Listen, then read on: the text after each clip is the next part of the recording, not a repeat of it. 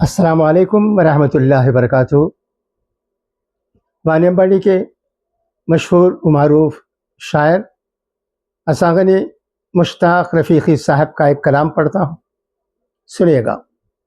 पहले मजबूत हौसला रखना, पहले मजबूत हौसला रखना, जब पड़े कोई मुद्दा रखना। पहले मजबूत हौसला रखना, जब पड़े कोई मुद्दा रखना। वो कटोल है तो फिर ये लाजिम है, वो कटोल हैं तो फिर ये लाजिम है, उनसे मिलने में फासिला रखना। काट खाएगी वरना तन्हाई, काट खाएगी वरना तन्हाई, दिल के कोने में एक खुदा रखना। ठीक है ये नकाब ओ वस्ताने, साथ में थोड़ी सी हया रखना। कब वो लौट आए क्या खबर इसकी, दरे दिल तुम सदा खुला रखना।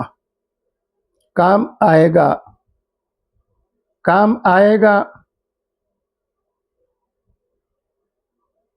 पन संवरने में, साथ में एक आईना रखना।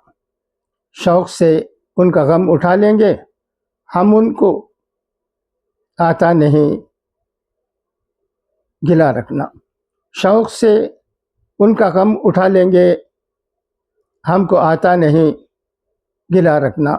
अपनी दहलीज पर रफ़ीक़ी जी एक जलता हुआ दिया रखना।